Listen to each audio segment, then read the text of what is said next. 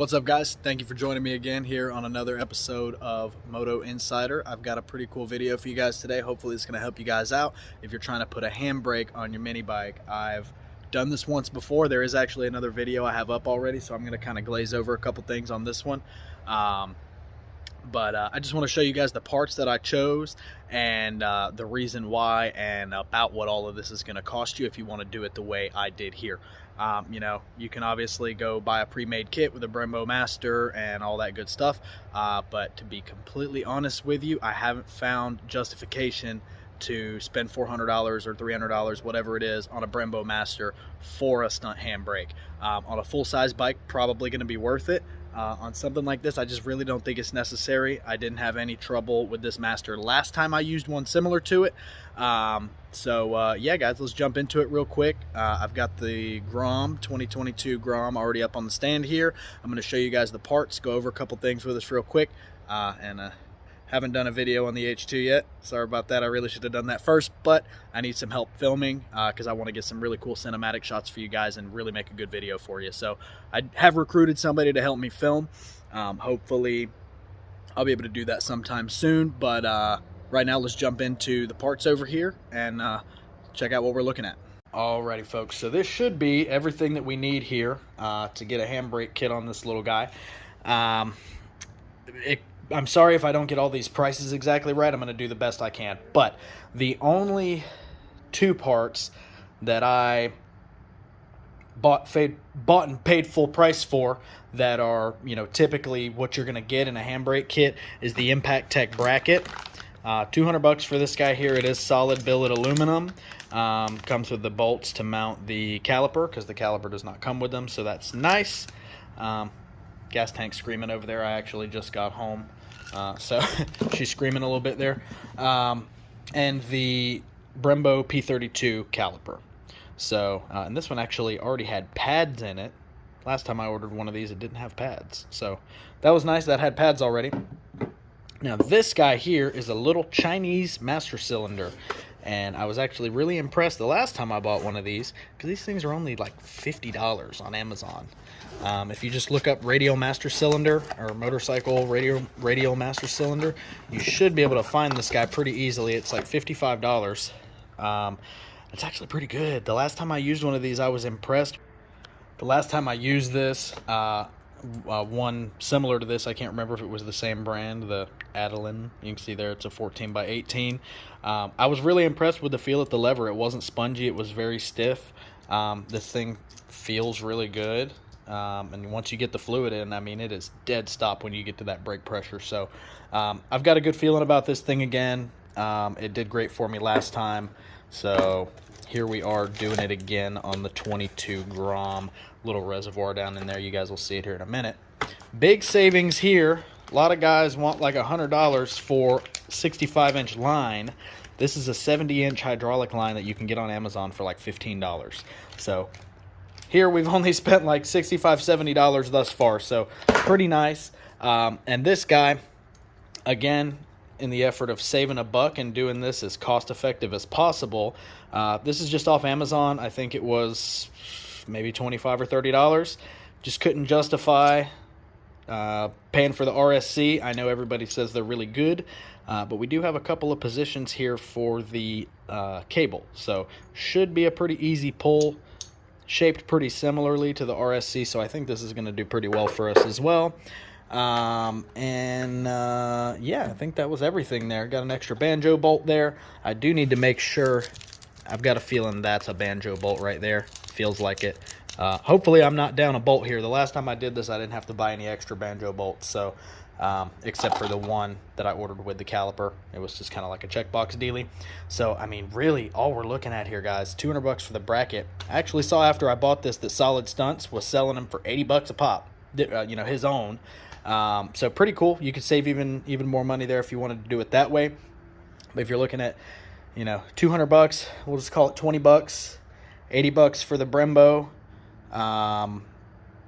like $15 for the line, and $55 for the Master. So all in all, I'll give you guys a add all that up here. I don't do math, that's why I sell motorcycles, but I'll just give you guys that total here on the screen. pretty inexpensive way to do this, guys. So I'm going to show you guys. I'm not going to go step by step through everything here. I'm going to do a piece at a time and then show y'all, and I'll kind of go in depth on where I route the line and all that good stuff. So hopefully we can get this done pretty quickly and easily. Let's get started. First things first, we're going to go ahead and loosen. I've already removed my end caps here for my TST sliders, and I was kind of confused and I pulled this out, which was just the mount for the caliper there. So we'll just have to unscrew that from the back side here, or actually that's just going to slide right off of there once we do that. So you have to put it back on with that rubber piece, jam it down on there. At least I think that's how we're going to do it anyway. We may be bolting it, we'll see. But yeah, go ahead and loosen your axle nut. Go ahead and take the nut off that side there and just slide this thing out. We don't need to take it all the way out because all we got to do is get it to here. So we're going to unbolt this and we're going to slide this axle out to where it's just hanging right behind the rotor right here, and we should be able to slip this guy right out of here. So let's go ahead and do that now. Sorry folks, I lied. This thing is on a track. I forgot about that. So you can kind of see right there. It's in a track here that's attached to the swing arm, so we are going to have to remove the wheel just to give us some clearance to get this thing out of here. So we'll go ahead and do that now. I wanted to real quick show you guys the way I'm doing this here. I'm holding this thing in that little channel to get some purchase on this wrench, to get this little 12 mil off right here that's holding the caliper on. Oh my god, these mosquitoes are killing me. And then we're probably gonna have to do the same thing for this one back here, and then this OEM bracket should slide right away from this caliper here. So I kind of feel like a dummy because that fell out of the caliper, or the bracket. It looks like it somehow mates up to this guy. I kind of feel stupid because I don't know what it's for. So, but right now we're just going to take this stud out of here. We just need a little Allen key to get that out of there, and we'll go ahead and transfer that over to the new bracket. And as we put things back together, I'm going to see if I can figure out how that thing sets in there. And if not, I'm going to Google it and we'll be back at it. So let's go ahead and get that done now. So guys, just a little tip: if you're an idiot like me and you didn't support the wheel and you just kind of yank the axle out and let it drop, tape your chain adjusters up where they'll stay. I'd recommend you get those nice TST ones that you don't have to do this, but if you're using the OEM still, if you're going to retain those, just put a piece of tape on here where you can get this axle back through and hold this wheel up. Hard thing here to do is going to be to lift this wheel and make sure it stays lined up inside of here, and then start the axle, make sure everything stays lined up. Also put a piece of tape, get this bracket in the little guide there, come over here and line it up. You see we're lined up right there, and go ahead and throw a piece of tape on that as well. It's going to help you out a lot because this part's kind of frustrating, so bear with me here while I get this done. Alrighty, y'all, we got that through there. Axle's back on. I would say arguably the most frustrating part is over with. Gonna go ahead and slap this on here now. Easy peasy, just like that. Other than having to get this bled, pretty easy the rest of the way out here. So I'm gonna go ahead and slap this on. Go ahead and put on our one finger clutch and mount the master up on the handlebar, and we'll go ahead and get working on routing that line.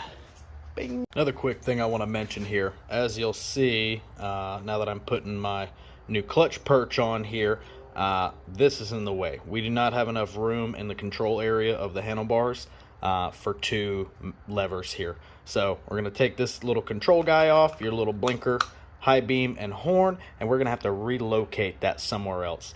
How exactly I want to do it, I am not entirely sure. Since, you know, normally you would just be able to flip this over to the other side somewhere here, but since I went with the oversized bars, this is going to be too large of a diameter to move this over here. So if you did 7/8 bars, which a lot of guys do, I had these risers when I was trying to figure out a handlebar configuration on the ZH2, so I just went ahead and got a set of oversized bars because I knew I liked these. So went ahead and did that, and it looks nice. But nonetheless, I got to figure out a place to mount this. So let me get that figured out, and we'll reconvene here shortly. So surprisingly enough, I actually got this to sit on here, like right in the bend, and actually pretty flush. There was a big gap here, but I really hammered down on the screwdriver there and got it really tight. I think that's going to work. I don't have to move it, relocate it too far out of the way, so that should be good. I'm going to go ahead and decide which way I'm going to do the brake and the clutch. I think with that longer lever, I may do the brake on the inside. But let me go ahead and get this thing mounted up here, and we'll see how it looks. So it looks like this is actually going to work out pretty good. You've got just enough clearance right here to pull the clutch. And then I can also get at that handbrake with my middle finger down here. I got a good clip on both of them there. I can make some little minor adjustments later. Kind of had to get creative here. So this is about all the room I have to mount the reservoir here, and I don't really have any good place to bolt it to. So what I did is I pulled the clutch line back out, and I went ahead and ran the clutch line through this bracket to just kind of give it some support here. What I'm probably going to do is just come back with some tape maybe and just wrap a little joint around here where it's going to hold and not be so flimsy. But I think that's going to hold it plenty fine enough. If not, we'll figure something else out. I may have to end up getting a longer line and mounting it over here or something. But that's what we're going to do for now. So let's go ahead and get to work running this line. Alrighty, y'all. So I think I've really done all I can do for the time being, because I am short a banjo bolt. I need one to go in the bottom of the master here. I don't know why it didn't come with one. I feel like the last one I ordered came with one. But anyway, I did this without removing any body work whatsoever. I was trying to start it from the back, but that didn't work because it's a very small hole we have to route through up here, so I wasn't able to fish it through the other side. So what I did is I started here. I took the end that's going to the back, and I went ahead and ran it through this little guide that is for your throttle wires here. So following alongside of that, there's a little bumper on it here that's going to be good for right there to keep it from rubbing. I went ahead and ran it down that way, fished it out the bottom right here. You can see where it's coming out. Ran easy peasy back behind the other little tiny side cover there, right through this way. Now what I do see here, I'm gonna have to, probably all it's gonna take is a zip tie right there just to keep the line off the exhaust. I think that's gonna be fine right there. I'm gonna put a zip tie right here between the two lines, and then I've got the sharp angled side right here. Kind of was hard to get it in there, it just barely wants to fit, but that's not gonna be good on the master cylinder side, so we got to do it here. Oh, okay, the flash just went out. My phone's getting low. So yeah, I ran this up through here. All that's left to do, really, actually, one little quick note. Best place for this is actually probably going to be to go cross the frame underneath the gas tank here. So you should actually probably route up under through here and come out that side. It's going to be a little tight, I think. This is a 70-inch line. You're not going to get away with this with a 65-inch line. But I do think that once we bolt that in there, that's going to be just fine. I'm going to hold it here and show you. We can turn all the way this way. It's not mashing the cable. And we can turn all the way this way, and it's no issue. So I think that's going to be just right. My only concern is the sharp angle we're bending the cable on when we turn all the way to the right. Maybe an issue, maybe not. This thing could get worn out prematurely because of that. But I'll just have to keep an eye on it. I'm going to try it out this way. If I blow the line, they are cheap. It does take about a month to get it, 2-3 weeks actually, because it does come from China. But it's a $17 line and not $115 line. So that might be enticing to some of y'all, and it is 5 inches longer than what a lot of people offer. So it does make things a little bit easier. We've pretty much done everything we can do right now, guys, since I'm missing that banjo bolt. But the only things that we have left to do would be to get this secured. We're probably going the tape or zip tie route with that. And I think that's going to be just fine. Just dialing in exactly where we want our controls to sit. Get some fluid through it. Get it bled, and it should be ready to rock and roll. Really, this is the hardest part, guys, just fiddling with all these parts here, trying to hold everything while mounting the wheel and running the axle through. So that's kind of the only real pain about this install. The line is a little bit tricky, but I think we're not going to have any issues the way I ran it there. Taking the body work off would probably be better, but I wasn't feeling it. So we're going to try it out this way, and we'll see how it goes. Thank y'all so much for joining me for this video. Hope you guys stuck around to the end. and I hope this is going to help you out if you guys are hooking up your Grom, your 22 Grom with a handbrake kit. Thanks so much for watching. We got a lot of content coming. Need some help filming the H2 video. I've recruited that help. I think we're going to be able to get that done pretty soon here. So thanks for tuning in, guys, and watch out for that H2 video. It's going to be good. See you guys next time.